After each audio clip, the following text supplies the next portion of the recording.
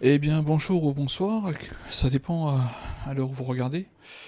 Moi, perso, il est 6 heures du matin quand je fais cette vidéo. Ouais, il y a des insomnies comme ça. Bon, on va pas s'éterniser. La vidéo va être longue. Il y a 56 minutes. Bon, je pense pas qu'on va regarder les 56 minutes, quoique. C'est la conférence qui annonce le planning de Bungie pour l'année.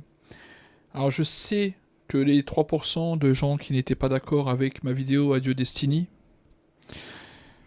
euh, qui m'ont insulté, même la plupart que j'ai dû bloquer, hein. Donc je pense qu'il y aurait moins d'insultes.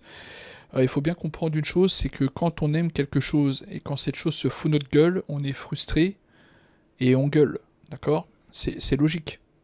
Comme si tu achètes ta bagnole neuve et que tu as des défauts dessus, tu as des rayures, tu as un piston qui marche pas, bref, tu pètes une durite, quoi. C'est logique. Tu mets 100 balles par année depuis 8 ans, et le jeu te chie dessus et te fait repayer ce que tu as déjà acheté. Ça s'appelle du vol. D'accord? Donc quand je critique, c'est que je ne suis pas content. C'est que je dis ce que je pense. Donc, si t'es un rageux, que t'es là, que t'insultes, ou que tu fais des insultes déguisées en me traitant de con, je répondrai même pas, je bannirai. Franchement, je me prends pas la tête. Voilà. Alors on va regarder ça. J'ai regardé les 10 premières minutes. C'est intéressant. C'est intéressant, mais encore une fois, il y a du recyclé. Bref. Essayons de regarder ça. Allez. What follows light and shadow is silence. That silence breaks. I am summoning you as a new age begins.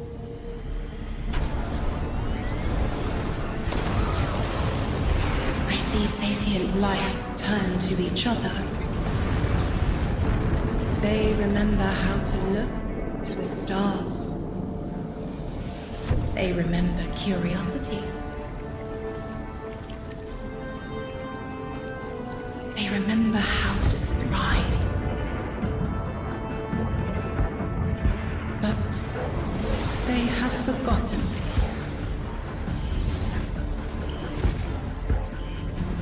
They forgot we were here long before the traveler.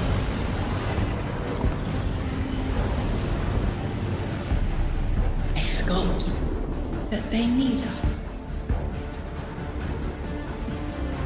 But they are fated to remember. I will remind them. I'm sure you will, but not through me. Find someone else.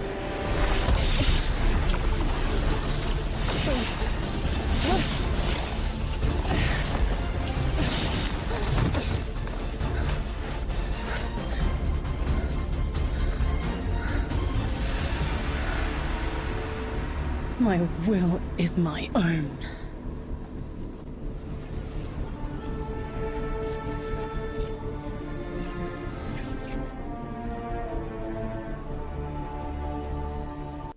Franchement, que dire? La blague du 1er avril, ouais, la série Destiny qu'on vous a promis il y a plusieurs années, elle arrive bientôt. Mais on l'attend toujours. Regardez les cinématiques de teubés qui font, c'est juste une dinguerie. Non mais c'est vrai ou pas? Bon, j'essaie de me caler un peu avec la caméra, parce que la petite minette là qui est au milieu là, je sais pas qui a laissé traîner les canettes de Red Bull, mais il faut prendre sa tension à elle. Ça doit être très élevé, hein. Bref, vous allez voir, ils vont se présenter, c'est pas mal, regardez. All right, everyone, hello and welcome here to Bungie HQ in beautiful Bellevue, Washington. We have got an amazing stream lined up for you to tell you a little bit about the Edge of Fate and the future of Destiny 2 as well. My name's Andy. I work on the social media team here, but no need to worry. As always, I am joined by some of my amazing colleagues here at Bungie to share some of the finer details of the stuff that we're going to be getting into today. So, how about we go ahead and get into it so we can show you what we got. Starting first with this gentleman on my right and to your left is someone that you've probably seen if you've tuned into our streams before or Vidocs, the one and only Mr. Robbie Stevens, Assistant Game Director here at Bungie. How you doing? I'm doing great, Directeur Andy. adjoint It's du always a jeu pleasure chez to Bungie. spend a day with you. Yeah, it's been a nice time, honestly, hasn't it? Yeah, Well, always. to that end as well, for anyone that doesn't get to hang out as much as we do, can you tell everyone at home a little bit about yourself and what you do here? Yeah, sure. So I'm one of the creative and game directors for the game. So that means like I'm a vision holder and I work across across the entire Destiny team with people like Allison and Dylan on the couch here to chart a new course for Destiny and a new future for the game, and just incredibly excited to be sharing with everyone today of what we've been up to. Yeah, can't wait. We've got a big show ahead, so thank you for being here. Yeah, of course. And of course, as we move, right on down the line, someone who again has also had the good opportunity to join us on these streams as well, and is now firing some finger guns like a pro. Destiny's narrative director, the one and only Allison Lures. Allison, hello. how's it going? It's going so good. I'm here on a couch and I get to yell about Destiny with you. So Not it's a a good bad day. Yeah. Non mais soit non, je critique pas. Hein. J'aime bien apprendre de la gestuelle des gens. Ça c'est quelque chose qui m'intéresse énormément, la gestuelle des gens, l'éthique du visage et tout, un peu à la Lie to Me, tu vois. C'est des trucs que j'aime bien. Donc soit c'est surjoué pour vendre le jeu en disant oh regardez les gens ils sont motivés, ils se défoncent pour nous faire un jeu. Soit encore comme je dis tout à l'heure, la Red Bull faut stopper. Vraiment, faut stopper la Red Bull. Ou la Rockstar, c'est au choix. Hein. J'en ai descendu une, c'est pour ça que je suis debout à 6h. Bref, continuellement, je la trouve sympathique. Hein. Je dis juste que soit elle surjoue, soit elle est comme ça. On sait que les Américains, il y en a beaucoup des meufs comme ça. Yeah, honestly, I'll take that anytime I can. Well, Same. for anyone who also hasn't had a chance to yell on couches about Destiny with us or hasn't joined us in the past, do you mind telling us a little bit about yourself? Sure. So my name is Allison. I'm the narrative director for Destiny 2. And so that means it's the job of me and my team to make... Donc, malgré son physique d'un peu de fofolle, tu vois, genre tu l'entends à l'autre bout du studio, l'écriture de Destiny est impeccable. On peut pas lui reprocher ça, comme je vous dis. Quand j'ai quelque chose à cracher sur le jeu, je le crache. Genre le recyclage, moi ça me casse les couilles de payer 100 balles à l'année pour avoir des trucs que j'ai déjà fait. Ils l'ont encore refait là avec le Finisterail. Hein, bon, ils l'auraient, mais ils l'ont remodelé. Non, ça reste le Finisterail. You laugh and make you cry and make you go, whoa, I totally forgot about this thing from 8 years ago. How did they remember? It's because we're good at our jobs. It's true. So there you Yeah. go. As someone who gets to sit in on the writers' Personne rooms, n'oublie I rien can dans doubly Destiny, confirm that. t'inquiète. So thank you love for being having you here. there. So much Yeah. fun. No, seriously, thank you so Fun. much. And of course, as we move right on down the line, the gentleman there at the very end of the couch, someone who is a friend to all Guardian kind, who's known far and wide, a member of the Destiny Global Comms team here at Bungie, Mr. Dylan Gaffner. How's it going, Dylan? It's going well. How are you, Andy? I'm doing so well. Thank you so much for Got to make sure to ask every time. I appreciate it. You need all the help I can get. Well, to anyone out there who may not have accosted you on the wild world of social media or is just somehow meeting you for the first time, do you mind telling us about what you do here at Bungie? My name is Dylan Gaffner, formerly community team, where we would go out, collect your feedback, translate it to the dev team, and then bring their information back to you, kind of be that middleman. Now I'm on global. Donc là, il est en train de dire qu'il s'occupe des réseaux sociaux et que peu importe la langue que tu parles ou autre, il traduit ça pour te répondre. Est-ce que quelqu'un a déjà eu un commentaire de Bungie en réponse? C'est-à-dire que si tu es poli, tu es carré et que tu lui parles correctement, est-ce que tu as déjà vu monsieur Gary Machin te répondre? Moi, j'ai jamais vu. Hein. Je tiens même à dire, et je n'oublie pas, ouais, y a quelqu'un qui a coupé les câbles de la fibre, on peut pas faire le live. Ou faire les morts sur les réseaux parce que y a 6 mois de retard. Ou ceci, cela. C'est ce mec-là qui est censé nous rassurer en disant les gars, je sais qu'on a 6 mois de retard, mais vous inquiétez pas, nanana, nanana. Lui, c'est une feuille morte en fait, alors c'est quoi? Moi je comprends pas en fait. Expliquez-moi. Hein. So I'm going to be in more of like a puzzle piece organization stage of what do we talk about, when do we talk about it, why do we talk about it, and then just making sure we get the information out to all players. Yeah, well, we all appreciate it. Thank you for always being the voice of the player inside our hallowed halls. We appreciate it. Thank you. All right, well now we've kind of got... La voix des joueurs ou la voix des mecs qui l'ont au fond de la gorge. Parce qu'il y a beaucoup de studios, dès que tu les critiques, ils te blacklistent. Ah, t'as dit que c'était de la merde, blacklist. Il y a critique, et critique qui sert à rien, et critique constructive. D'accord? Donc, franchement, même à sa gestuelle, il est refermé, il a les mains... j'ai l'impression qu'il est puni au fond du canapé, en fait. Got the intros out of the way. Let's talk about our new saga. Robbie, I'd love to start with you. What's up next in Destiny, and where are we exploring? Yeah, so our first expansion this year, The Edge of Fate, is the start of a brand new multi-year saga called the Fate Saga. And so we want to tell a story about something older. about the nature of fate itself. Are we bound by it?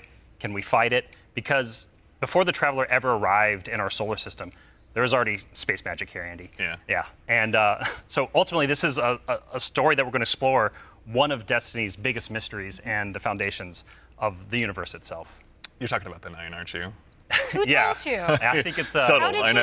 you guess? I'll set you off. We did such a good job with this secret. Really buried that lead, didn't we? Yeah, just a little bit. But I mean, to that end, so who and maybe more appropriately, what are the 9? Yeah, so buckle up.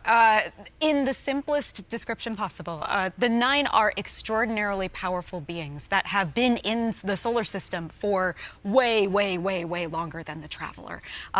We can think of them as being kind of connected to each of the major celestial bodies in Sol.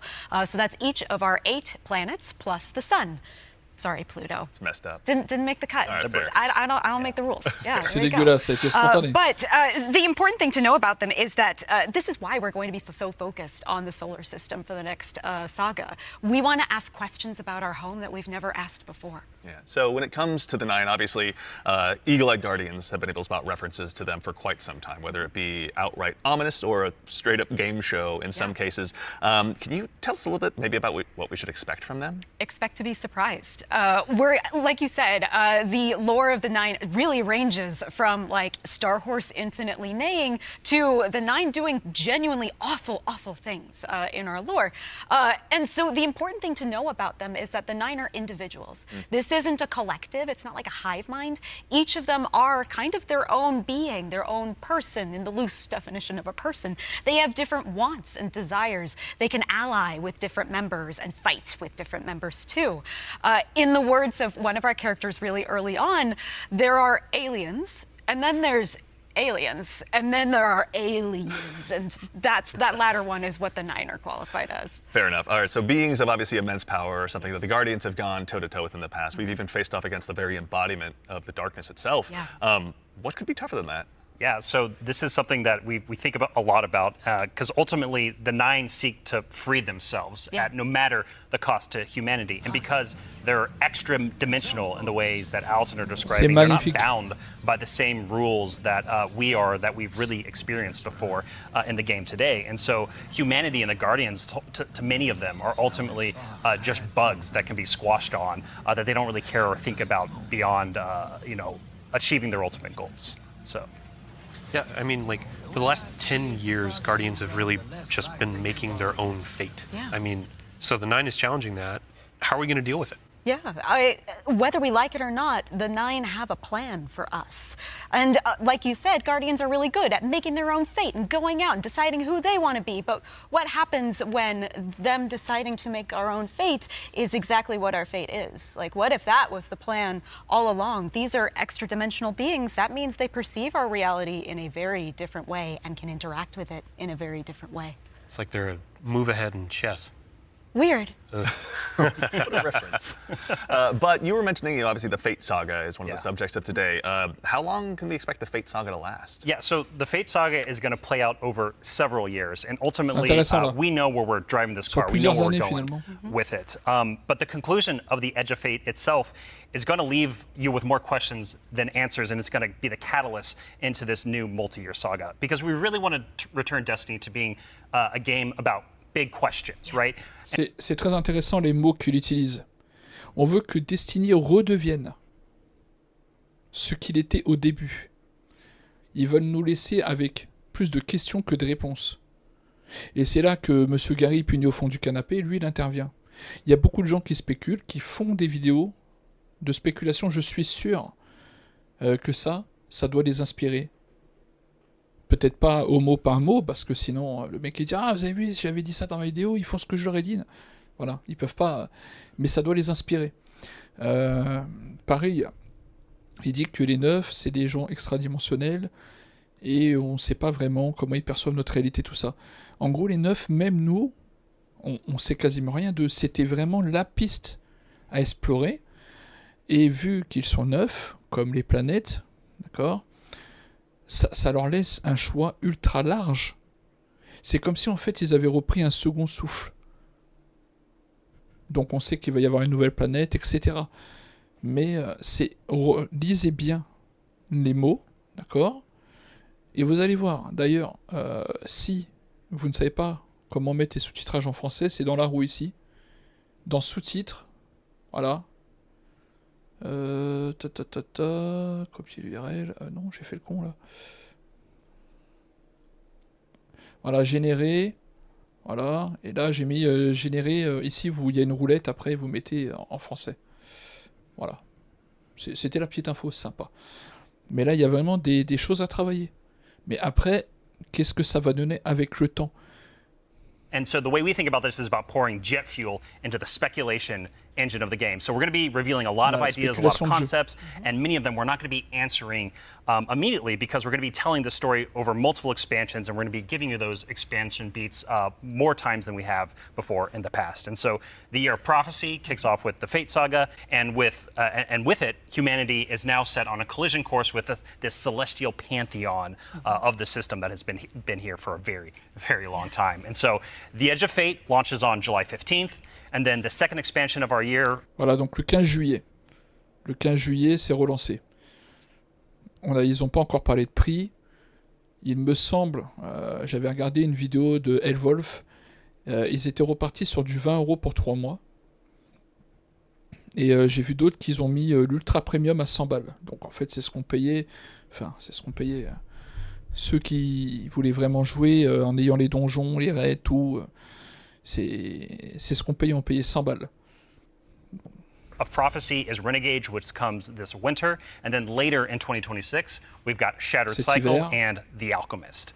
It's En a lot of 2026, stuff. Yeah, a lot of cycle de exciting l'alchimie. beats. And so again, the Edge of Fate is just the beginning of this long journey of this awesome vehicle we're all jumping into and driving together, and it's going to take us to some new places. That's exciting. So, with regards to the Edge of Fate right here in front of us, you were also nice enough to bring the class something today. You've got some gameplay with you, Oh right? yeah, we got some clips. Oh, yeah. Yeah, we should show those off. It's a doozy. Let's check it I out. like the present. Let's check it out.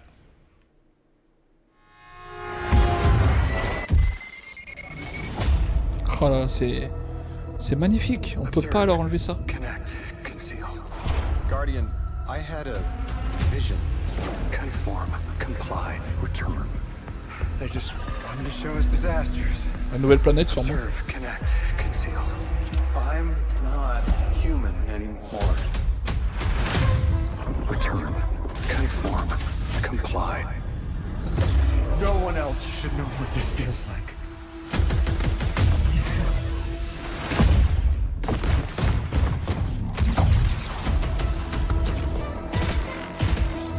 Ça c'est un peu du déjà vu, hein. L'Europe. Enough. Terminate your Le suspicion. soleil a l'air d'être incroyable. Commander, remove your scornful blindfold. Le Finisterae, du recyclé. C'est le seul reproche pour le moment que j'ai à faire. Nouvelle ulti.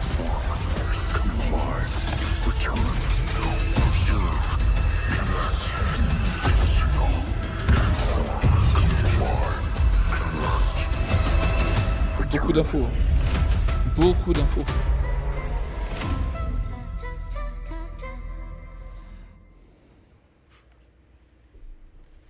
All right, Beaucoup that d'infos. gives us an awful lot to go ahead and continue to Eh oui. dive into. And here to help us go ahead and explore a little bit more of it, everyone, you probably noticed we've been joined by someone new here on the couch.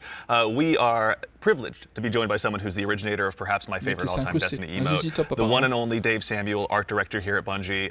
Dave, how's it going, man? It's going great. Directeur Thanks for having me. artistique. Bah, bravo, Absolutely. mec, For tu fais du anyone bon who boulot. maybe for some reason somehow Tranquille, doesn't Bambi. have that emote in J'ai their bossé. collection or hasn't seen you in a past Vidoc, do you mind telling us a little bit about what you do here at Bungie? Yeah, I'm art director on Edge of Fate. I work with the art team to visualize the narrative and design and kind of bring it all together. It's a lot to bring together. Thank you very much for being here today. So with the Edge of Fate, it's obviously the first expansion in the Fate saga. Allison, I'd love to start with you, actually. What can you tell us about the Edge of Fate? The Edge of Fate begins with an invitation, and we are invited, along with a very specific group of people, to a location, to a moment in time, for a very specific reason. Very specific purpose. Very specific reason and purpose, yes. And the place that we're going to is called Kepler. And so you may be saying, now, Allison, hold on, hold your beau, hein? horses You read my one mind. second, Ça fait un peu Mad because Max. the Kepler I know is the one that's way outside of our galaxy. What do you mean we're going to Kepler? And I say, like, dear friend, Didn't you know, if you look inside in Destiny's universe, the Oort cloud at the edge of the solar system, you'll find a little planetoid that also happens to be named Kepler here in the world of Destiny. And that's where we're going, to Kepler. Super Donc exciting. on va à This la is nouvelle kind of planète, Robbie, ce we were serait talking Kepler, kind of quoi. before the show. This is like the D'accord. first taste of something new, right? Yeah, so what you're seeing here is us just trying something new. We're expanding the universe of Destiny, creating new mysteries to uncover. This whole destination is about exploring a labyrinthian world that took inspirations from things like Dreaming City, exotic missions, dungeons, and it's wrapping it all through a Metroidvania expired experience. And so at the heart of all of this, at the heart of the Edge of Fate, is a player-driven exploration and discovery of an exotic world with brand new abilities. So actually, to even just maybe dig a little bit Avec de deeper, toutes like how nouvelles is the Edge of Fate capacités. going to be different Avec from qui dit past nouveau monde, dit expansions nouvelles that we've capacités. made for Destiny? Yeah, so at the global scale, when we're thinking about expansions in the Year of Prophecy and the formula of Destiny expansions going forward, first off, il we're parle d'argent. doing 2 expansions a year instead of just Deux 1. extensions And par think an, of each of these expansions d'une as seule. a little C'était bigger than 4, something maintenant like c'est a 2. Rise of Iron from D1. And so both of these expansions combined are going to be even more expansion content than we've done in the past. And by delivering 2 of these a year, we're upping the pace of major world and story events that really matter to players and are going to be pushing the Fate saga forward. And so we're trying radical new things with each of these expansions. And so alongside this new destination of Kepler, this exotic world that players will explore with brand new abilities, we also have world tiers. And world tiers allow you to take on a higher level of challenge on the destination in order to extract some of the best loot within the release. But what's cool about world tiers is as you play through the mainline story and you play through the first couple of world tiers, you're going to unlock later world tiers. And as you're claiming these abilities, as you're exploring the world more, as you're discovering more within the release, you're putting these puzzle pieces together and you're figuring out how to solve all the mysteries on Kepler with different ways. And so you might play a puzzle in one way, a mission in one way, and when you're in these higher world tiers in the post game, you can start to solve these problems in different ways that you couldn't before in the original playthrough. And so alongside all of this, we're also going to have a ton of quest content that we're rethinking about how we use within the game. And so on Kepler, there's some non-linearity within the destination itself. And so with a lot of our side quest content that is related to the critical path, but you don't have to play it. It's there for you to explore. It's driven by your discovery of the world. You're out in the field, you discover something and you pick it up, and that's going to help you explore the characters in the world of Kepler more and go deeper on that story. And so, yeah, again, this is all about us just looking at the formulas that we've been building in Destiny over the last 10 years. And some of them are really strong, but they're due for some experimentation and some radical changes. And so that's what you're seeing here with the first taste of the Edge of Fate. Very cool. Yeah. I love everything you just said. I was a little distracted by some of the gameplay we were showing, like exotic sniper rifle, I think I saw, kind of recognize that. Oh, yeah. Some enemies with a couple really cool twists, like, okay. Yeah. But then also there was a Guardian that turned into like a lightning ball. Yeah. Yeah. So, so there's multiple new abilities that your players are going to be able to discover on Kepler that's going to make them navigate and look at the world in different ways. But the one you're talking about, Dylan, we see it as our premier ability, the crown jewel to release, and that's called Matter Spark. And Dave has joined us, and he's helps us take the vision of the narrative and the design and the art and smush it together in amazing experiences. And so I think Dave should talk to us more about Matter Spark. Please. Yeah. So there's this new source of energy on Kepler, this strange dark matter. So the Guardian binds itself to the dark matter using the arc powers within. You can think of the dark matter as like a medium, and the arc as this catalyst that will allow you to completely change form. Transforming into Matter Spark lets you squeeze into tight areas, race around areas, jump over stuff, and it also allows you to turn into this basically electric rolling ball of death, jolting and shocking enemies that come across your path. So obviously, one big part movement, one big part combat, but I mean, even just in addition to that, to look a little bit, wider, like how did the Matter Spark Ball kind of influence the world that we're going to be inhabiting? Yeah, the team really had to rethink what it means to build a destination with these abilities in mind. Tu pourras le coupler avec l'abyssal et a tout. simple hill becomes a ramp to get to a new space. A crack in the wall, it basically will reveal a whole new area to explore. It's also a new way to engage with enemies. Instead of taking a bunch of enemies head on, you can find a Matter Spark pad, transform, turn into this electric ball of death, and then just like start racing around the arena, dash over their heads, and flank from behind, and then really hop, ça devient une rampe de give the lancement. House of Exile on Kepler a bad day. As well we should. It's a good day for us as well. So what are some of the other Kepler abilities that we'll be able to unlock while we're out there as well?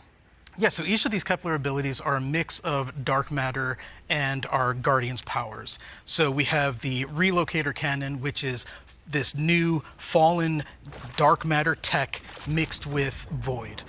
This is going to allow you to bypass laser walls, use these cascading relay networks, and just basically teleport around the world. Another ability that we have is Mattermorph. This is dark matter mixed with strand, allows you to manipulate the environment.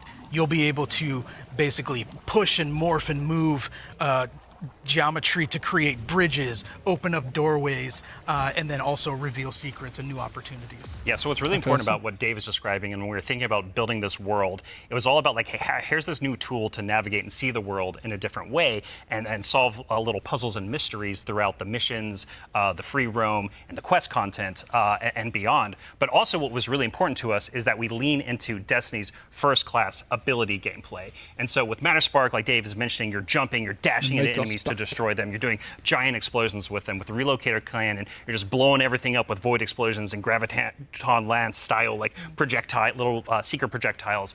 And then what's really fun about Mattermorph is you can just be like throwing these strange shurikens basically to just like delete an encounter before you then like start to morph the environment around you and move to the next area. And so it's just really exciting I'm incredibly excited about watching players just like solve puzzles and fight encounters in ways that like we don't even expect yet, and see how they take on the destination. And just like I really want to emphasize, you're going to be upgrading these, and when you get into especially the post-game experience, it's going to unlock. There's something unlocks with Matterspark that really changes the way that you can play through the entire destination. Yeah.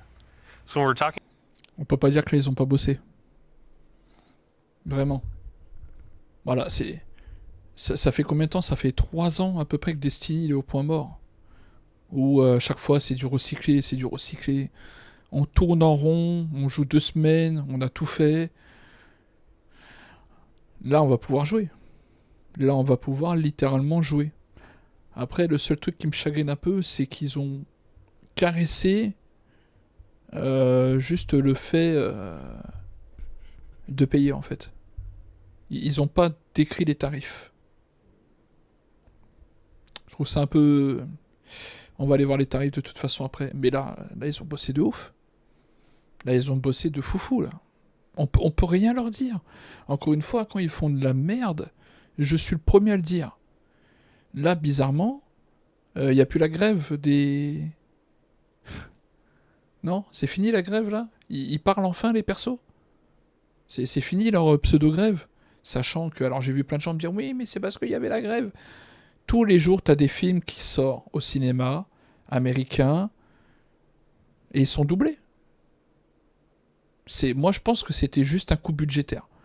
Ils étaient trop ric-rac, Sony avait fermé les vannes, et ils se sont dit, on va pas doubler. Le dernier truc de l'extension, là, on va pas doubler. On va dire que... Voilà. Bref, on m'a compris. Talking about dark matter. Yes. We have darkness abilities like Strand and Stasis already. Like, how is dark matter different? Yeah, so dark matter and darkness are two completely separate things. They're completely different. Voilà, donc en gros, ce qu'il dit, littéralement, c'est que le dark matter, ça va être une nouvelle doctrine des ténèbres. Quand on regarde, on a 4 doctrines de lumière. Niveau ténèbres, il n'y a rien. Things. But dark matter does exist in our world.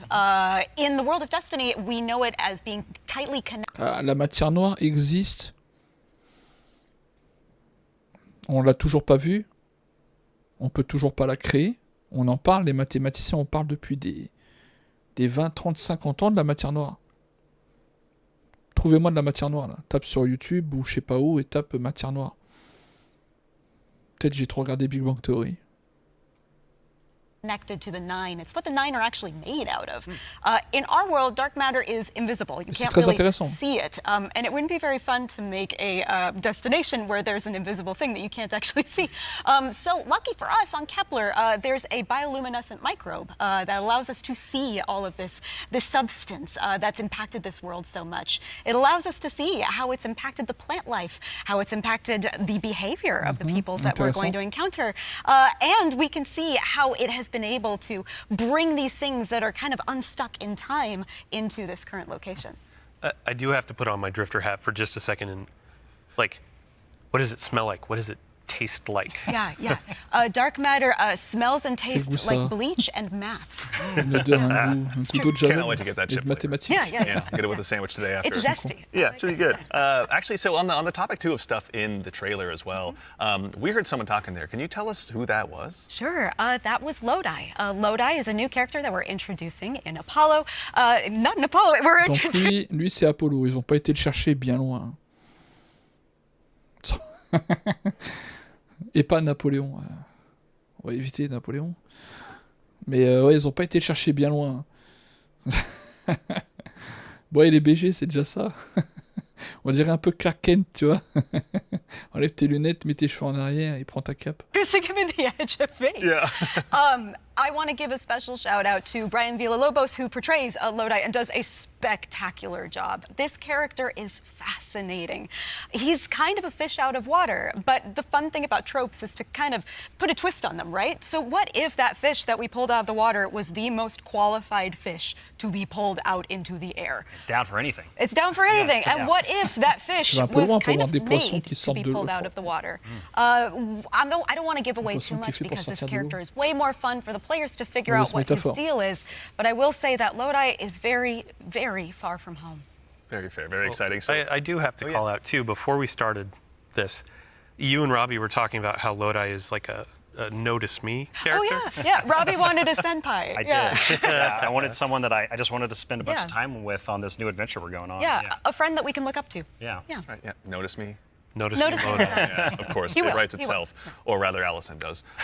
So with regards to the characters as well, so is it a whole new cast of characters in the Edge of Fate? No, we're going to see some new faces like Lodi and other characters, but we're also going to see some familiar ones too. Ikora is here. The stakes are high enough that she's here investigating what's going on. And as it turns out, in one of our major mysteries, she's kind of at the center of it. She was invited here, as was Lodi. Same as we were. All of it's kind of tied together. Very exciting. So the way, if I can, the way we think about this is about all these characters. Their fates are intertwined in some way. There's these puppet masters that have been pulling the strings for a very, very long time in order for everyone to get here at this moment. And so, as a guardian and these characters involved, they're going to have to decide if they're fight your fate. Like that's what we think about. For these individuals, that's what they're going to have to go through and determine about how they can stand up to this new conflict that is surrounded by the nine, because they are fated to be here. And what does that mean for them, and what does that mean for their future and the future of Soul itself? So with regard to these new characters and this world we find ourselves in, was there anything about that setting, or in particular, that really influenced the creation, rather, of this world that we're going to be inhabiting? Yeah, I'll give you a list of fun facts. First off, if you've been paying attention to Destiny over the last week or so, you already know that there's been people on Kepler for a long time. That's an old-ass computer that you were putting those numbers into. We also know that the Vex are here. They're studying the Nine because it turns out the Nine can do something that the Vex can't. As Dave mentioned, the House of Exile are also here. They've become fixated on a being that they call the Giver. And kind of most importantly, the dimensionality on Kepler is really thin. So the 3 dimensions that we can know and see and touch are very close to the realm that the Nine live in. And that means some things from Earth's past have been yanked into Kepler's present. Exciting. Nice. Yeah, I mean, so we've been talking about invitations throughout this, and we need to call out an invitation that's actually going to be waiting in the game after this is over. Ride of the Nine begins today. Yeah. So I believe we have a trailer to show. Yeah, you were nice enough to bring a trailer along. I'll go ahead and give it a look really quickly. Yeah, let's do it. Yeah.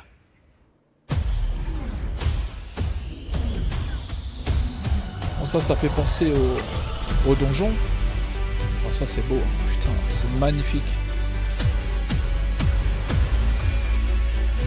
Là aussi, pas mal de trucs qu'on connaît, ça aussi on connaît. Ça aussi on connaît. C'est beau. Ah, j'adore cette arme. Je l'angle de roll, elle est incroyable, j'adore. Chaleur. Pâté sur ce jeu-là aussi, j'adore. Les armes des neufs sont vraiment très belles. Ah, ça par contre, je ne sais pas.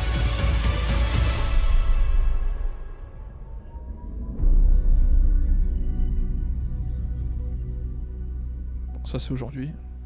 Je l'ai pas fait, hein. J'ai pas eu le temps de... All right, so that's Rite of the Nine, which Yeah. is J'ai our raison de faire ça avec les essential potes. prologue story for The Edge of Fate. And these 3 dungeons that are featured in this event are free for all players starting today.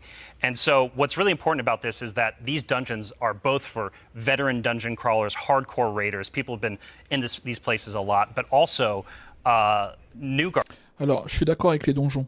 Tout le monde, à peu près, fait les donjons.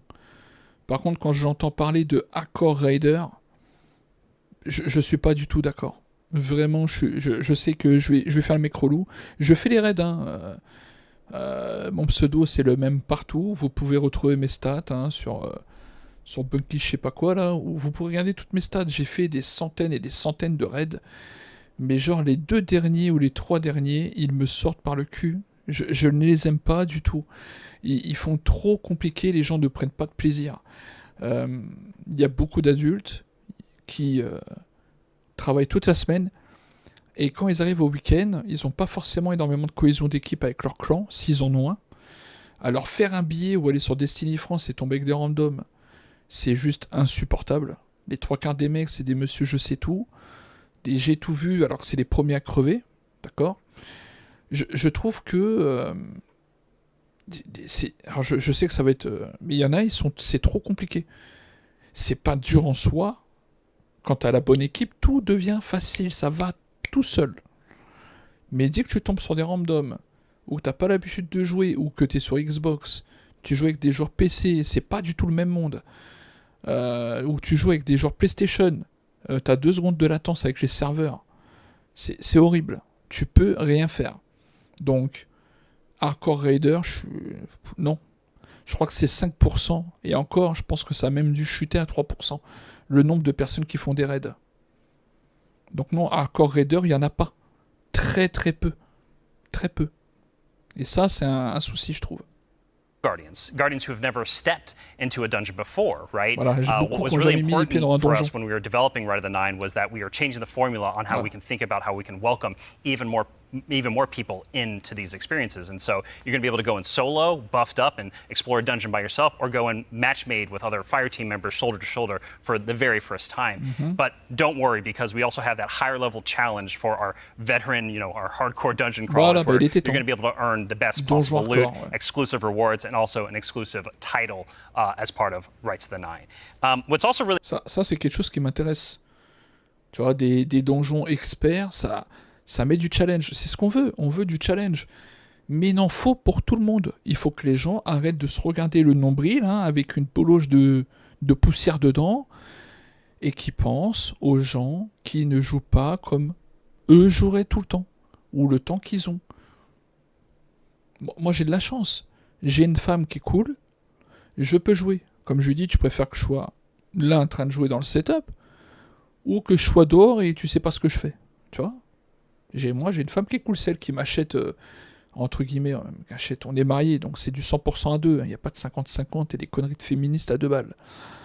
Elle m'achète mes jeux, dit que j'ai besoin d'un truc, je lui en parle, elle gère le budget, elle m'achète mes cartes graphiques, mes trucs, elle m'achète ce que j'ai besoin.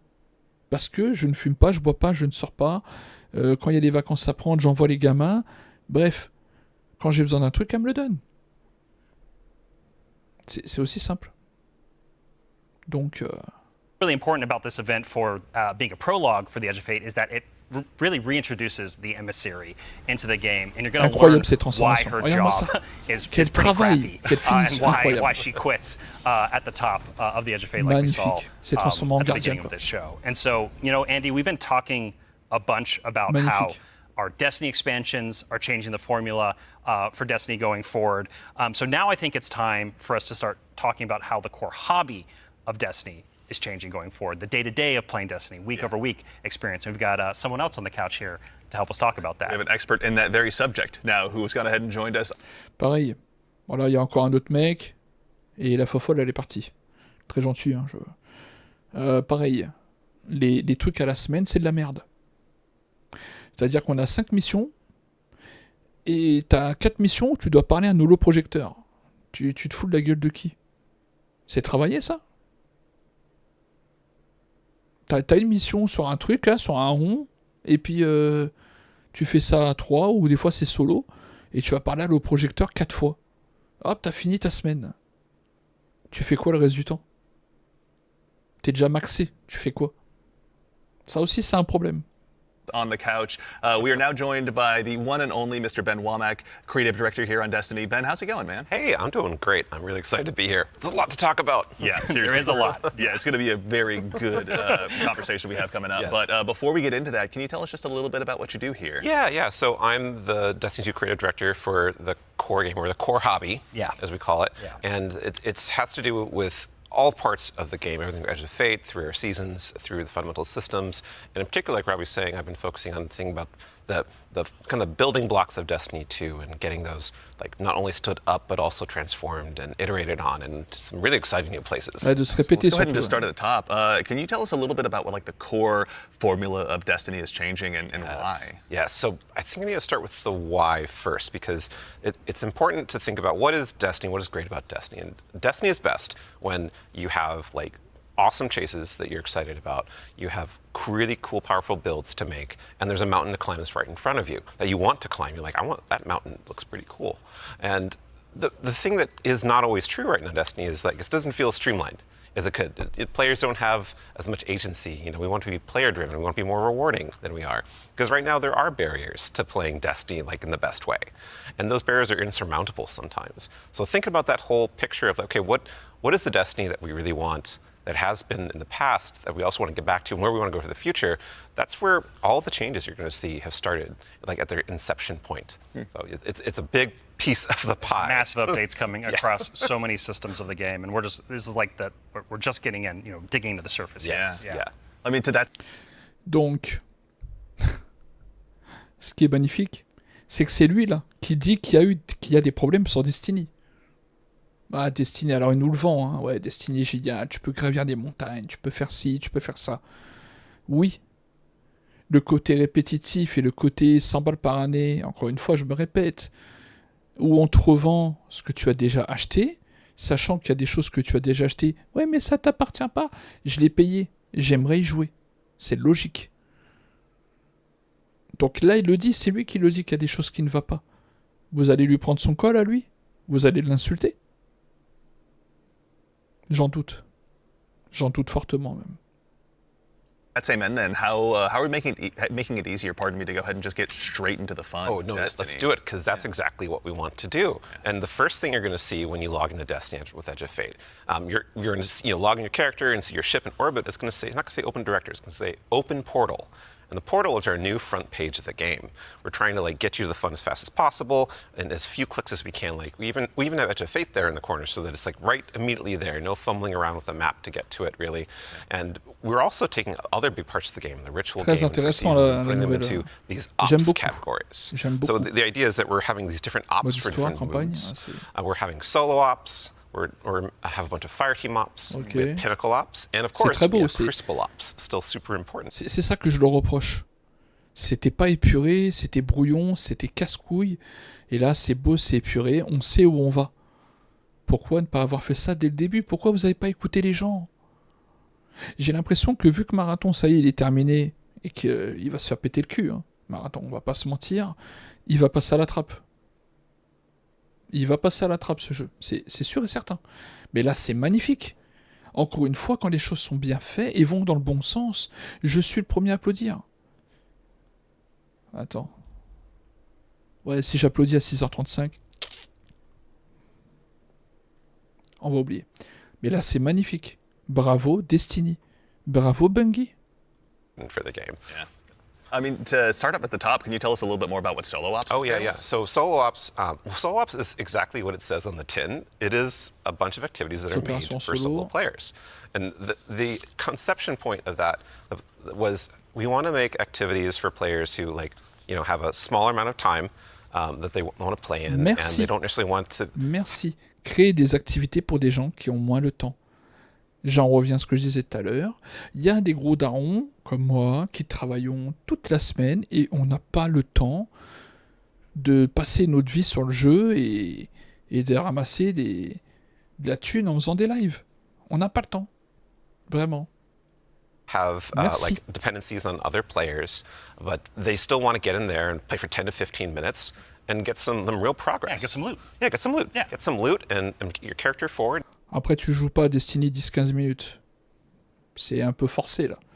Hein, tu rentres, tu te poses, tu joues 1 heure, 1 heure et demie, peut-être 2 heures. Ça peut le faire, mais 10-15 minutes, non, c'est donné après, faut arrêter. And feel like, yeah, no, I played some Destiny and that was great.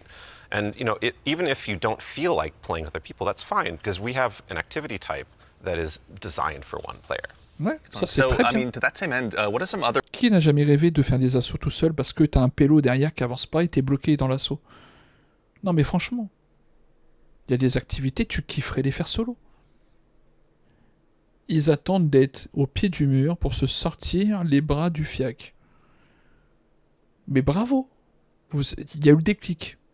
ways that we can play and have fun using Portal as well? Yeah, so Robbie actually has a great way of talking about this. Yeah, some of the North Star that is what we talk about when we were developing the Portal early on was like, where are we headed with this thing? And ultimately, it's play your way. It's giving players more agency, more personal drive to figure out how they want to engage with the power climb and the new progression systems coming and our seasons. And so the entirety new progression and power climb is now all available to you in the portal at your fingertips in one place. It's D'accord. really easy to find, Très intéressant. really easy to jump in. Anything you play inside of that category is any of those categories is gonna help you make progress. And so, because D'accord. we want Destiny to be welcoming not only to new players, but also old players who are coming back to the game to join us with the Edge of Fate. And we also want this to be Voilà, ça c'est un problème que j'ai beaucoup. C'est-à-dire que sur Discord, on est un cercle. Hein. Il y a beaucoup de gens qui disent j'aimerais bien revenir sur Destiny, ça fait quelques années que j'y ai pas été, mais quand je reviens ça s'allume de partout, je ne comprends pas ce que je dois faire et dans quel sens je dois faire. C'est trop brouillon, c'est trop dégueulasse, tu sais plus où donner la tête, tu finis une quête, ça t'en donne 3, merde, ça rajoute 3 cases, mais j'étais où, qu'est-ce qu'il fallait que je fasse, je suis paumé, quelqu'un peut m'aider? Là, ils veulent que ça soit adapté aux vétérans comme nous, ou aux anciens. Enfin, aux anciens vétérans, c'est pareil. Et les mecs, il est 6h35. Ou aux nouveaux joueurs. Ça, c'est grave bien. C'est-à-dire qu'à partir de juillet, les nouveaux joueurs, c'est à partir de là qu'il faudrait qu'ils se remettent dans Destiny. Vraiment. like a new even playing field for everyone. And so as Nouvelle part of égalité des this is chances. a commitment from us as part of the core hobby and all the seasonal content we're building that we're going to be continually investing in this, right? We're going to be continually updating this over time for years to come. And so, you're asking me directly, like, what else is there to do? Yeah. Ben mentioned solo ops. We also have the fire team ops and pinnacle ops. Both of these are more around playing with other fire team members, shoulder to shoulder, where fire team ops are more quicker sessions. There are some longer form things in it too, but then pinnacle ops are more about those really long form or more challenging Okay. kind of focused activities like Bien sûr, exotic plus longue et plus missions, difficile, for instance. And so, and then the one thing we haven't talked about yet Yeah. very deeply, but is incredibly important, and it's something that I think we've done for the first time, like ever, or maybe since early D1. It's kind of a return to form. in a lot of ways, Yeah. You're going to be able to experience the entirety of the power climb within Crucible Ops by playing PvP, right? So this means like if you want to be sweaty, Andy, Yeah, which like I and know I you, do. Dylan too. I know Yeah. you're that way, right? Like I know both of y'all. Like if you want to Yeah. put the Je vais me répéter. Hein. Je déteste le PVP. Il y a des armures, ils sont incroyables. Je vois ma femme, elle va en PVP. D'ailleurs, le PVP, si vous regardez bien, pour aller au phare, il suffit de faire 7 victoires, pas forcément d'affilée. Même si vous perdez, vous ne perdez plus rien maintenant. Vous pouvez aller au phare quoi qu'il arrive. Mais le PVP, c'est de la merde. Je sais que je vais mettre des gens à dos en disant ça. À ce stade-là, on est à 47 déjà minutes de vidéo. Il reste encore un peu plus de 20 minutes. Je déteste ça. Et ne me dites pas, moi je suis jamais tombé sur des tricheurs. Ça se trouve, vous êtes tombé dessus, vous le saviez même pas. Il y a beaucoup trop de tricheurs sur Destiny. Ça ne fait que ça. Moi, je prends mes écouteurs avec mon téléphone et je vais sur les réseaux, je ziote un peu ce qui se passe, je regarde ma femme jouer, je suis assis à côté d'elle dans son coin setup à elle. Et elle me dit, il y a des trucs, c'est n'importe quoi. Les mecs, ils sont là, ils me mettent des balles à travers les murs. C'est n'importe quoi. Ne dites pas que le PVP n'est pas toxique et cancer et ne vous fait pas péter les plombs. Et vraiment, tu vas avoir une calvasse ou tu vas avoir un nid de moine là-haut, fais du PVP. Tu vas péter les plombs. Vraiment. Sweatbands on, you're going to be able to play the entire experience in the season here and earn some of the highest tier loot that's also available in the game. I ça, have je to say, suis this pas is d'accord. like super exciting because like my player type or other folks out in the community, like they want to go in, they want to jam on PvP, but then their friends invite them to do a dungeon or a higher tier activity, and they're like, oh wait, I need to grind a long time to get up to power. Now through PvP, they can get up to power, and you can just bring them into that PvE experience and have a fun time with you. Pas normal. Pas normal. Tu veux monter plus vite en niveau, on va faire du PVP. C'est pas normal. Pour ceux qui ont joué dès le début de Destiny, le premier mois de Destiny, il n'y avait pas de PVP. Ensuite, Bungie s'est mis avec Activision et le PVP est rentré dans Destiny. Avant, tu voulais monter en lumière ou quoi au début de Destiny, il fallait faire des donjons, il fallait faire des nuits noires. Le PVP, c'est pas obligatoire dans un jeu PVE de base. Je sais qu'il y en a, ils vont pas être d'accord en disant « Tu dis de la merde, tu ferais mieux de fermer ta gueule parce que t'es mauvais !» Je suis mauvais. Vraiment. Remonte ma chaîne au début et va regarder tous les top 1 et tous les poissards que j'ai emmenés au top 1 sur PUBG, mec. PUBG, j'étais le joueur numéro 1 Xbox. J'étais mauvais en PVP. Vraiment. Mais se remettre en question de nos jours, c'est... Bref. Each other. Yeah. So. That's honestly how I primarily played D1, so I'm really looking forward to that. So it sounds like the core, obviously, of what you guys are talking about, play the way you want to play. It's right at the center of all of it. What if I really want to challenge myself, push myself? Oh yeah. A little bit more? That's important to us. Yeah. So Death's important to us. Well, death, but also success. Yes, and that's creation true. from it. That's true. Yeah. Yeah, and so we really want to give agency. That's one of the things. Player agency, player driven towards loot and challenge. And so we have a really hugely expanded activity customization system. We have a lot more difficulty levels, and we have a ton of new modifiers. We have 50 new modifiers along with all the old modifiers that we've released. Vous avez vu? Vous avez les niveaux de lumière. C'est-à-dire que au mois de juillet, on retombe à 0. Pipou. 0. Voilà. On retourne à 0. Et ça, je trouve ça très bien. Avant, à chaque extension, on prenait 100 niveaux de lumière. Maintenant, tu prends 10 à chaque fois. Ça donne pas envie. Mais là, tu retombes à 0. Magnifique. Regarde, c'est propre. Pourquoi pas avoir fait ça depuis le début? In the past that are going to make this big curated web of options for you Non, to experience parfait. any of the PvE content in the curator. And so, like, we have banes, not just old banes that we have, but new banes as well. We also have boons to help you like get advantages in your activities and for your build. We have challenges and trade-offs. And the fun part is you're going to get these different combinations that are available, and you're going to then make a mix that's actually going to change the way you play and be pretty interesting, and sometimes be the way you prefer you play. Like there's a new boon called Grappler that I personally love. It's kind of my preferred way to play, where they give you 3 grapple grenades, replacing your current grenade. You can't do the melee, but they recharge super fast. So any build you want, you could now Spider-Man around any map. It's actually super fun. It's so fun. Yeah, I mean, like, what's at the heart of what Ben is talking about is what we kind of call the virtuous cycle, right? Where you're going to be crafting your build, tinkering with the activity, looking at like how you can earn a higher tier of reward by taking on higher challenge. And as you earn better loot, you're looking towards that next mountain to climb just ahead of you all the time. And so this is really about how far you want to push yourself upwards within the portal itself. But also, we also are thinking about the people, and that's the depth, right? That's the depth of the challenge that we're talking about. That's also, but we're also thinking about the people who don't have as much time to play with like solo ops, and also if you're scared of modifiers or you're scared of customizing these activities. Or you just don't feel like doing it. Yeah, no, that's a great way to describe it. Thank you. We have a bunch of quick play options, right, Ben? Yeah, quick play options, and we actually have matchmaking with Fireteam Ops. And we have Fireteam Finder. And so you're able to like really choose kind of what you're in the mood for. Oh yeah, we technically have matchmaking across every activity that exists. Except for solo ops, because that's solo. Right. But yes. yes, otherwise, but in the aside Fire Chiefs from and that Pinnacle one. Ops, it's everything. Donc c'est Yeah, solo you ops, have hein, pas options to play salope. by Hein. yourself or with other people. Oh, actually, a really fun part is you can play a strike by yourself as hard as you want it to That's now, true, yeah, which is yeah. really fun. Yeah. Well, you're talking about like all the different boons and combinations. I think at one point you were saying around 50 or something like that.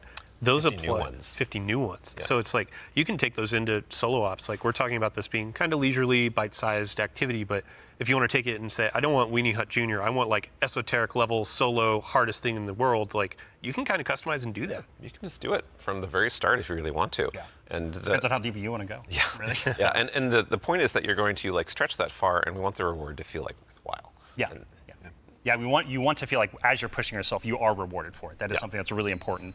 Alors, ce qui est bien, c'est que si tu commences, que tu débutes sur le jeu, tu peux modifier. Tu as des modificateurs, ils disent tu as peur des modificateurs, tu peux les enlever. Ah, si tu veux pas de champion surchargé, t'enlèves les champions surchargés, etc. Et plus tu le feras, plus tu vas progresser, donc plus tu vas prendre en lumière, mieux tu auras des armes, et plus tu pourras remettre tes modificateurs pour avoir des récompenses encore au-dessus. C'est génial. Pourquoi ne pas avoir fait ça dès le début? Magnifique les affiches sur la table. J'adore. Rewards, huh?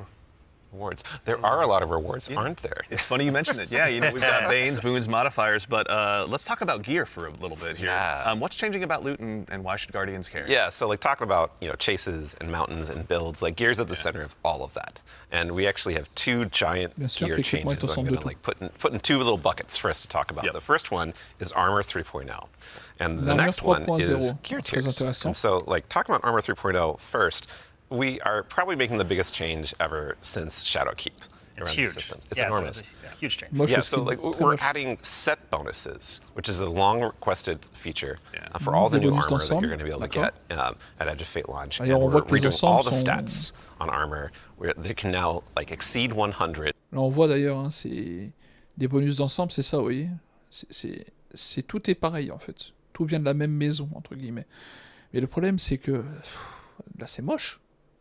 Faites un effort sur ça. Go beyond 100. Go beyond 100 for extra bonuses. Yep. And we're going to, 100. every single piece of new legendary armor that drops is going to have all the energy filled in, so you can build crafting right away. And it's going to essentially like, there's more features actually that I could talk about, but I don't think I'm allowed to yet. Fair. Well, something that we can't talk about too. You mentioned gear. Je sais pas si vous avez vu, mais il y a des bonus de base. Oh putain, il va falloir farmer comme des porcs pour avoir tel ou tel bonus et tout. C'est des malins. Ils sont très malins. Gear tiers as well. Yeah. Let's talk about that a little bit. Yeah, so gear tiers are very exciting because every single legendary weapon and armor that you can get is going to have 5 gear tiers, starting from 1 going up to 5. niveaux d'équipement. And, like, Alors, we have voilà, a oui, bah oui. 5 gear Oh, tier 5 il y a piece of 11 niveaux maintenant. legs armor on the screen right now, and you can see that like this is like looks really cool with iconography, but it also has a ton more stats. And oh look, what's that? Yeah, what's going on with the energy there? Yeah, their energy. Ben? Yeah, that energy says 11, Ah, and so it's it goes to true. 11. Des malins. It's not a typo. Regarde, c'est écrit 4 pièces, réactif booster. 2 pièces, force converteur. Donc ça donne plus de force, plus de... Putain, il y a même un truc classe. Super. Grenade, mêlée. Très intéressant. C'est incroyable, hein, j'adore. J'adore. Like energy is going to 11 for C'est pas une higher faute de tier frappe que ça a 11. armor. And so if you want that for your build crafting opportunities, it does like give you some new options you never had before. You're going to have to challenge yourself to get Beaucoup more d'options, même. higher tier armor Des and builds keep encore on plus going ouf. to get Plus more puissants. higher tier armor to get those options. Yeah. And this is also not something that's just relegated to armor, right? When it comes to weapons, they're obviously getting their own refresh as well. Yes, I mean, what's Destiny without chasing some? You read hot my mind. weapons? Yeah, like weapons seriously. are part of the player identity. You know, some people like have a gun that they love. You and got fashion, and then you have gunplay, that's right? true, though we do have fashion for your guns a bit now. Hey. Well, so because Oui, oui, once oui. you reach tier 5 for your legendary drops, you're going to be getting Voilà, et c'est les premiers à dire, il y a très peu de modes d'armes. Alors ils en ont rajouté, hein. Ils en ont rajouté, j'ai même vu que sur les armes de la saison, tu pouvais les mettre en surchargé et autres. Ou tu pouvais mettre des modes pour avoir des vertes ou des lourdes. Mais c'est trop peu, il n'y a rien quasiment. Et là, ils le savent. Donc tout ça, ils le savaient, et depuis le temps, ils n'ont jamais bougé le petit doigt.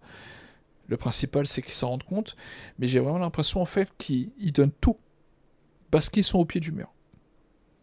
tier 5 weapons, and those have unique shader treatment. It's like essentially a completely different look that's going to immediately identify it to you and others that this is the Mais highest wesh. tier gear. Non, mais c'est quoi cette arme? Oh putain! C'est un auto, ça, en plus. Ok. 200 plus 100. Peut-être que c'est parce que toutes les armes sont comme ça, d'après ce que j'ai vu sur le... Très, très intéressant. Here of this drop that you can get. It's going to show on the weapon, it's going to show on the icon, it's even going to show when you kill enemies with that weapon, because there's unique kill effects for tier 5 weapons that you can turn on or off if you don't want it, but your gameplay will like show that, no, yeah, the weapon that is being used is like the highest tier you can get. Yeah, Giver's Blessing, which I think we have on screen right now. This is one. Ça fait penser un peu à Call of. Vous savez, vous ouvrez le coffre rouge là, et vous avez une arme avec 8 accessoires. J'ai l'impression que c'est un peu pareil. Tu peux looter des armes de niveau 5, qui ont énormément d'effets. Quand tu tues des ennemis, c'est différents effets pour différentes armes. Très intéressant. One of the Kepler auto rifles, and I cannot put this thing down. Yeah, when Je we're peux pas le playing lâcher. through the Edge of Fate right now, and it's what's really exciting about it for me is that like when you see that tier 5 drop, like you know immediately that's better than like a tier 3 or tier 4 weapon that you have, C'est right? And I logique. think that's when we talk about making easier Comment on sait Destiny que c'est easier une to arme de just niveau jump 5 in, qui tombe? find the fun, make it accessible, but also create more depth. Yeah. You know, this is what we're thinking about. It's like how can we just make immediate, like you understand, like okay, this is probably better than the thing I have right now, depending on what gear tier it is. Yeah. I mean, that's a good example of how much time and effort is being put into these game systems to make them more like approachable. Change can be scary. There's a lot of change that's about to come to the game. We're Armor 3.0, we have so many new boons, we have a bunch of new stuff. And after 10 years of Destiny, this is going to flip some stuff on its head. So, I mean, we're going to have a bunch of blog content. We're going to have interviews with Robbie, with Ben, with more folks across the team that have been working on this. And then we'll also be elevating our creator community when they're creating guides, all that kind of stuff. It's going to be a fun time. But ultimately, a big shout out and thank you to all the folks that have been coming into our studio, giving feedback early on some of these systems so they can be more approachable. Alors ça, c'est hypocrite. Pour moi, ça, c'est l'hypocrisie pure et simple. Merci aux gens qui sont venus dans le studio pour donner... Vous avez invité des gens qui vous brossent dans le sens du poil pour avoir des clés gratuites, pour avoir des petits trucs gratuits exclus, des peluches, des... C'est... Voilà. Ils vont pas inviter quelqu'un qui a des critiques... Je parle pas de moi, hein, attention. Moi, je suis beaucoup trop sec et j'aime pas arrondir les angles. Hein. J'aime bien quand tu te prends le pied sur le bout de l'angle, tu vois, ça te réveille un peu, tu vois. Mais des gens qui vont leur dire, bah non, bah là, vous voyez, ça va pas, ça va pas. Pourquoi pas essayer de faire ça? Non. Ils vont inviter des gens qui brossent le lapin dans le sens du poil, d'accord? Je trouve ça un peu malhonnête. C'est mon avis personnel. And we're looking forward to all the feedback that's going to be coming after launch too. Like this is again one of our first steps into something, and then the community and we are going to build something amazing. Yeah, and I can't stress enough how much feedback we've gotten from the community summits we've been running over the last year for the Edge of Fate, and just people reaching out to the community teams and others to us. Like your feedback is invaluable. So like seriously, like thank you so much. We're making this game together ultimately. Yeah, it's incredibly important. Ces 3 dernières années, vous avez combien de personnes qui se disent, oh, thank you very much, vraiment? Quand on voit que dans le monde entier, plus de 7 milliards d'êtres humains, hein, bon, il n'y a pas Destiny partout, il y a 20 000 joueurs sur la planète qui jouent, vous avez des thank you very much. Les gars, arrêtez. Vous avez fait de la merde à un moment, il faut assumer. Je suis désolé. Là, c'est le côté hypocrite un peu, je trouve. Important part of the process. Like, I don't think we would be able to make what we do without it. Yeah. Working with the community is obviously a core part. Dylan, huge thanks to you and your team, obviously, for helping to lead that charge. And in advance for the big blogs you get to write. And then also our social media team. We'll go ahead and get out the door, so go ahead and give us a follow. I think, Ben, you were saying you wanted to try to break the record for longest twid? I'm more predicting we are. Yeah. So, it's not about try, it's the state of things. It's going to be a Encore une fois, pour moi, lui, il sert à rien. À part écrire des tweets, il est censé répondre à la communauté, rassurer les joueurs, etc. Je l'ai jamais vu répondre à qui que ce soit. Ou alors pour essayer de lancer un pic parce que monsieur il piquait la fierté derrière son écran.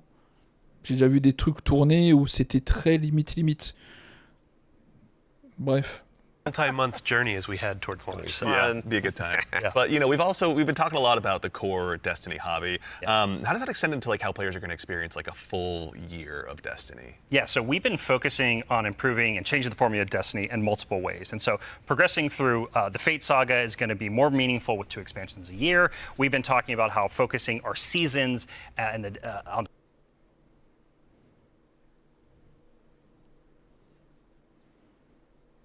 9 septembre, on a la suite. Donc ça veut dire qu'ils ont déjà tout préparé. Hein. Décembre, le 2 décembre. Donc le 15 juillet, le 9 septembre. Le 2 décembre et le 3 mars. C'est bizarre là, il y a beaucoup de trucs. Hein. Là ça sort les doigts du huc, j'adore. Vraiment... On the core hobby of Destiny and that commitment to continually updating it. And in addition, we're going to have Mettre à jour en 2 free permanence, major updates between each of our major expansions coming in the year of prophecy and beyond. And so ultimately that means there's 4 big beats happening in a year, 2 expansions, 2 free major updates between those expansions. So what that means we're not doing is paid seasonal content anymore. We're not doing separate seasonal storylines. And this also means we're not building a bunch of activity content that basically just goes away and is less meaningful to the game after 3 months. So we're instead focusing all of that effort that used to go there instead into building up the core hobby of the game so the core hobby stays fresh and exciting, year round. And so ultimately, this means no more paywalls for seasonal content, and also these major updates themselves that I'm signposting around right now. The size of them, roughly, and the inspiration for them, we're thinking about is like Into the Light. Okay. So when you say like Into the Light, for folks that aren't out there, like what for a major update, how big is that? Like how do you encapsulate that? So when I say Into the Light, a lot of this is like the inspiration of what it was. And with Into the Light came a really cool theme that wrapped around all the new stuff we were building within it, but also a lot of the reprise stuff as well. And also, with it came Onslaught, a new type of activity. It came with reprised exotic missions and a rethinking of how we could do like a rad style event, a raid event with the Pantheon. And so for our first major update coming a few weeks after the Edge of Fate launches, we've got Ash and Iron. Right? And so with Ash and Iron, we're going to be returning to the Plague Lands. Returning to the Plague Lands, can't wait. It's going to happen. Plague Lands, baby. And so that story is going to pick up. Là, ce qui me plaît beaucoup moins, c'est qu'il parle encore une fois de recycler. Ça me plaît beaucoup moins. Le truc positif, c'est que c'est des saisons de 3 mois, mais il parle toujours pas de tarifs. J'ai vu des trucs, ça me plaisait pas trop sur les tarifs. Il y a pas mal de trucs à cause de Trump. Hein. Moi, c'est quelqu'un que j'aime bien. Je trouve qu'il fait des choses pour son pays. Mais ça me plaît pas trop. Up from where we left off from the Edge of Fate, and with it we're going to have a new activity called Reclaim, a brand new exotic mission, new types of pinnacle ops entering that for the first time, as well as, of course, what's Destiny without loot to chase? We've got new gear, new rewards, and 2 new exotic weapons as part of Ash and Iron as well. And again, this major update and the season, all the seasonal content going forward is free for all players. All the activity content that exists in the portal that's free to play. Very nice. So even to actually go one quick layer too deeper on seasons as well, what are some of the cool things that we're going to be able to do with the season that's launching alongside the Edge of Fate? Yeah, Ben has been working on this space for the team for a while now, so I'm going to kick this one to him. Yeah, so we're trying to make any time the best time to hop into Destiny. And one of the ways we want to do that is we want to invest in events that are like accelerating the game and enhancing every part of the game, but also bringing new cool stuff. And actually, we've been working on this so long, we actually have some new cool stuff coming before the Edge of Fate. It's a special little treat. Yeah, special little treat. So this Friday, you can play a little event, maybe you've heard of it, called Heavy Metal, which is Tanks vs. Briggs, a new PvP mode. It's super fun. Ça, j'ai hâte. Les tanks. Et ça, pourquoi ils n'y ont pas pensé plus tôt? On avait les courses de passereau. Bon, le toujours à l'heure, c'était le plus vif. Hein. Et maintenant, ils sont tous à 190. Franchement. Pourquoi vous l'avez retiré? Ça, pourquoi c'était pas là plus tôt? Ça a l'air incroyable. Ça, c'est des trucs, du PVP comme ça, j'en fais. Il n'y a pas d'armes spéciales PVP avec des trucs spéciales PVP pour détruire un gardien plus rapidement. Ça me botte de ouf. I would kind of wish I was playing it right now, I'm not going to lie. But the thing that people at home don't know is we have a new reward. That's a unique thing in Destiny if you invest in this event, if you go and play. And it is a free-to-play event. So this reward is free-to-play. It is a new combat vehicle that goes in your Sparrow sled, combat Sparrow, if you will, called the Griffin. And this is a really cool, combat-ready vehicle. You can take anywhere you can summon a Sparrow, you can summon it and use it to fight your enemies and just have a really good time. And there's some really cool there's some really cool build crafting things with this vehicle that I don't want to spoil right now, let people discover, but I'm super excited for it. They all thought they were going to ride those skimmers forever. Yeah. Well, I mean, we've been saying Tant like que les passereaux tirent what pas was des it? missiles, on Skimmer s'en bat is les couilles. Flash and the Griffin is Splash. Hey, there we go. The dad joke quota has been met. We got to get one in. Absolutely, yeah. But that's right? Ben, like you've got more for us, don't you? Oh yeah. So like I just said, there's more events that we've been making. There's one that's going to happen right after the launch of Edge of Fate. It's called Arms Week, and it's a 1 week long event, and you're going to be focusing on one weapon archetype in Arms Week whenever it comes around. And this one is going to give you a new legendary weapon of that type. It's going to have some volatile mods that are there for the week that are going to be super interesting and fun to play with, and some focusing you can do. J'adore l'abyssal avec l'arcade. There is a problem when you say this event is going to be about weapons and about using them. Yeah, you got to have a place to test all that out. Right. And so I mean, I've been doing that in EDZ this whole time. I don't know about the rest of you. Those poor drags. Right? Yeah. But there is a new way now. We have a new feature, a long requested feature that is being added to the game with Arms Week. It is the shooting range. And the shooting range is being added to the tower. It is a now permanent addition to the game with the launch of Arms Week. We're not taking it away. And you can go there and you can try out everything in your kit, everything about your build, with all sorts of simulations of different kinds of enemies and situations, and it's all real damage numbers. It's like it's even got a scoreboard. It's even got a scoreboard for you right there. and your fire team. Depuis des Your années. whole raid team. Ça veut dire qu'ils en avaient rien à the foutre de ce que shooting tu range peux and demander. like see exactly how well you're going to do for some kind of boss at this range or with I was a gonna say, strategy. who can do most of the damage, right? Yeah, well, you're exactly. finally going to know. That So we have a rally flag. It's not just volatile a comme ça. shooting range. Like you can go beyond the firing line and use your abilities too. Yeah, you totally can. And like if you wanted to, you could even take in Prismatic and pop Transcendence and try that out. And well, I think the reason why we're not seeing that right now is because it's a Titan. Yeah, it's a good soldier. Yeah. Standing on that firing line. Yeah, standing on the firing line. All about building that line. Tester son build, hein. Yeah, exactly. A lot of theory crafters are going to have to go ahead and have some upheavals to their Google Docs, I'm guessing. This will be a really good tool. Like as we're adding all of these different systems with gear tiering and all of that, you can go in and check those damage numbers in real time. Like how do my stats change? How are these different gear bonuses going to affect my gameplay? You can see it in the tower now. Tester And les we're talking builds, about voir les weapons. dégâts en temps réel et tout. Yeah, One more thing, right? Yeah, I know. There's one more thing. I know you're Yeah. excited. So, there's more events. Of course, there's more events, and the holiday events are coming up. Where Solstice is right around the corner. It's as well. summertime, right? It's summertime. Summertime is les vacances Solstice d'été, time, bien Destiny sûr. 2. And Solstice has some really cool twists and such that we're planning, but I'm not going to talk about that right now. I want to show you all the new holofoil treatment we have for Solstice weapons. So here we go.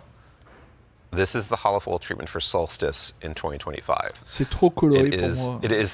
so It's good. amazing every time I look at it. It is an ocean, and gun. the line. Yeah, we put the ocean on a gun. How did we do that? It's beautiful. I love it. And any kind of C'est beau. weapon that drops Je l'aime, for moi. this event can have a pas holofoil. les So mêmes like moves. tier 1 or tier 3, any exactly. weapon can have a holofoil. Yeah, the tier 5 holofoil. Ooh. Like that's gonna be a chase. Our other events will also have Des goûts chelous. holofoils. Yeah, like Arms Week you're talking Arms Week about. will have its own Avis perso. holofoil treatment. Like every event, a major event we have will have a holofoil treatment. The holidays will have their own kind of special one, but yeah, Arms Week will have their holofoil drops that you can farm as well. Super exciting. No, it's going to be a good time. I'm going to have way too much stuff to chase down, so appreciate you guys. D'ailleurs, pour appuyer ma théorie sur les petites couleurs là, hein, je sais pas, le monsieur trouve ça très beau, je trouve ça dégueulasse, là, le bleu LGBT là, je sais pas quoi. Vous prenez la couleur qui a l'échiquier là, tout le monde est en train de bander là-dessus. Quand il y a eu le full black sur les armures, on s'est tous rués dessus. Des armures rouge-noir, des trucs noir-or, tout ça, c'est ça qu'on veut. Vos couleurs LGBT chelou là, on n'en veut pas. Je pense que beaucoup sont d'accord. Qui va se balader avec une couleur comme ça en armure, hein? Par des meufs peut-être. Et encore, je suis sûr que je le montre à ma femme, elle dit non mais tu... Ok, bon, on va pas trop l'énerver. Mais c'est ça qu'on veut. On veut des couleurs ultra stylées. Mais pas un truc comme ça, dis pas que c'est stylé, que t'adores. Donc toi t'aimes, tu l'imposes aux autres. You guys putting all the hard work in, obviously, for that. But I believe we've got one more thing. Yeah, I mean, we've been talking a lot about here are the free updates coming to Destiny, the portal, a bunch of different stuff, Edge of Fate, but we also have another expansion, and we need Allison back on the couch to talk about Right, it. yeah, Allison. She's the best one to talk Yeah, There we go. we've got something very exciting, and so once again, Allison, thank you for taking the time to join us today. faut We faire de appreciate retour. it. Of course. I'm so excited to be the one more thing. Yeah, it's a tradition around here, so we're glad that you could obviously go ahead and lead us into this one. But, as Dylan mentioned, we've talked about the Edge of Fate. D'ailleurs, je tiens juste à signaler, c'est la seule meuf, hein. Depuis tout à l'heure, les mecs, ça tourne, mais c'est la seule femme. C'est la seule femme. But this is the first year we're going to be doing 2 expansions Yeah. over the course of a year. Can you tell us a little bit about Renegades? Yeah, so we're going to have a dedicated reveal for Renegades in September alongside our major update, Ash and Iron. But earlier we were talking about how sometimes our formulas can constrain us from experimenting and innovating. And so in that spirit, Renegades is going to be very different from the Edge of Fate. What I can tell you, and we'll talk plenty about it later, is that we're going to be experimenting and innovating with activities, with social mechanics, and more. But more importantly, I want to talk about our inspiration. And so I have to kind of tee it up first. So Renegades is going to be a Destiny, like definitively Destiny expansion. This is part of the Fate saga, and it's going to push it forward in important ways and introduce characters that we're going to spend time with for years to come. It is an essential Fate saga story. And it's an homage to a universe that has inspired Bungie from the start. It's a universe that all of us here on the couch grew up with, as well as everyone else at the studio and millions of you back at home too. It is a peanut butter and combination, a peanut butter and like chocolate combination inside of what we're making that could only be possible in the kind of world that we build here. And so I am absolutely thrilled to be able to give our first sneak peek at Destiny 2 Renegades. Let's take a look.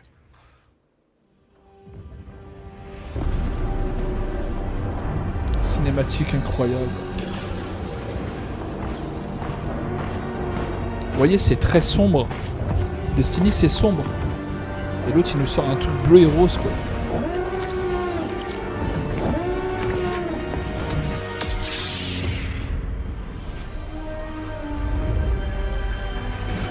Vraiment? Star Wars.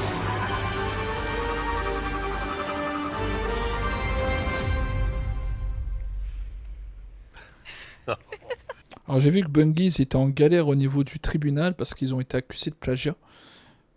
Je pense pas que ça soit à cause de Star Wars. Hein. Je pense pas. Sinon c'est pas possible qu'ils auraient publié ça. Okay, Robbie, what did we just Ils ont allumé derrière, vous avez Yeah, vu? so that's Renegades, which is coming out C'était éteint this tout à l'heure. Très December. sombre. And to really drive it home here, Renegades is a one-of-a-kind Destiny experience, right? And just like we on the Destiny team have taken inspiration from other genres like dark fantasy or cosmic horror, Renegades takes the space western vibe and aesthetic that is Star Wars, and it puts it through that Destiny lens. And ultimately, it's created a Alors je tiens juste aussi à dire par rapport à Star Wars. Et après je vais essayer de laisser couler parce qu'il y a combien 1h15 de vidéo.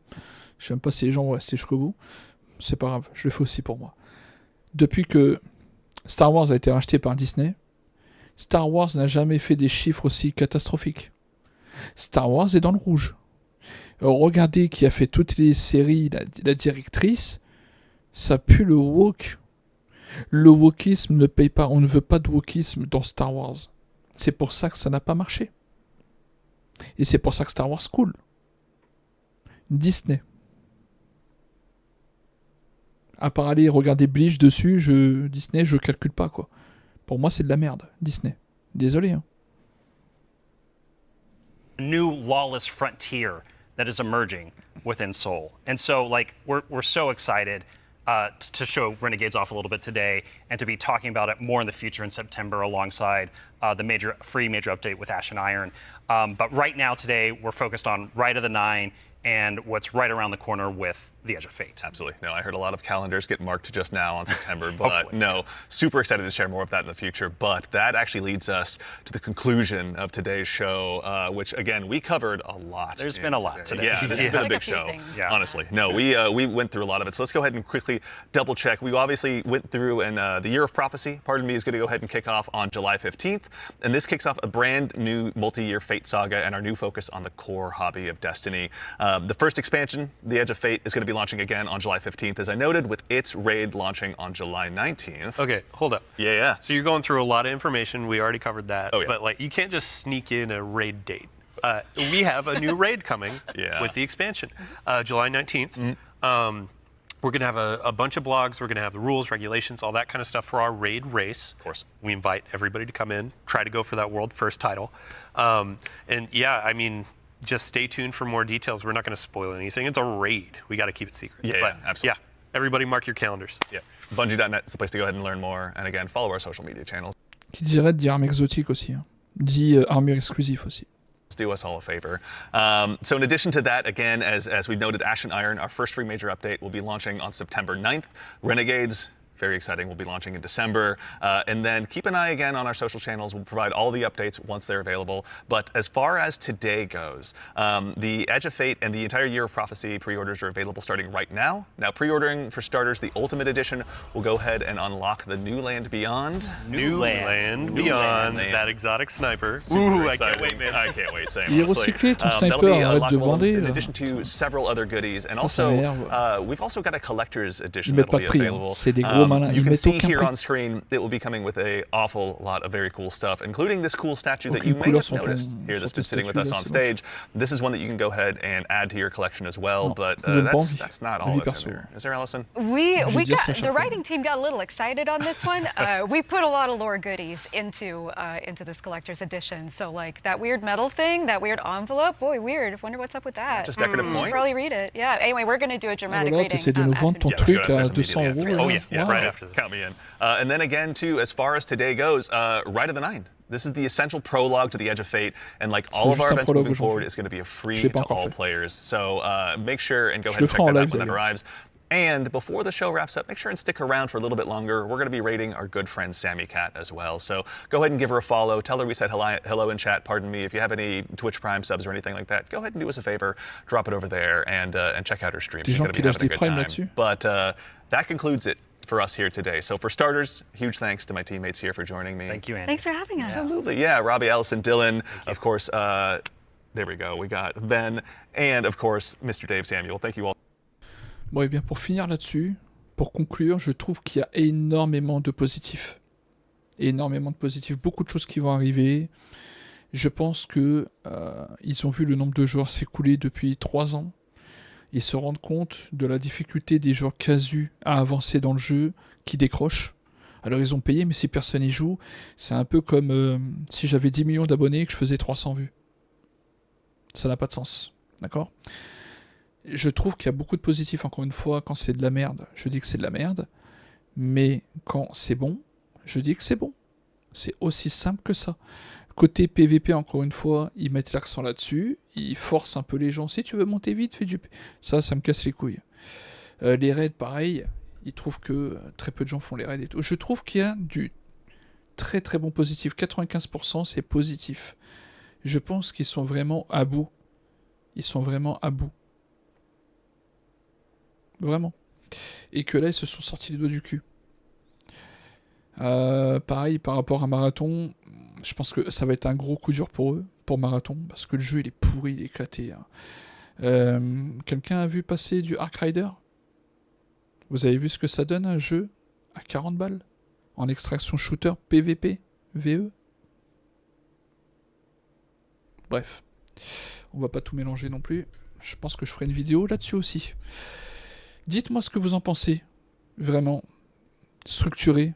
Le premier qui insulte... Oh! Ça va, oui? Ah ouais, non, je m'étais assoupi. Vous connaissez la chanson ? Voilà. Allez, je vous souhaite à tous une bonne journée, une bonne soirée. Désolé, c'est un peu long. C'est rare que je fasse des vidéos aussi longues. Mais là, il y avait beaucoup de choses à regarder, beaucoup de points à aborder. Allez, dites-moi ce que vous en pensez. Et je vous dis à bientôt. Ciao, bye bye. Et n'hésitez pas à venir sur Twitch.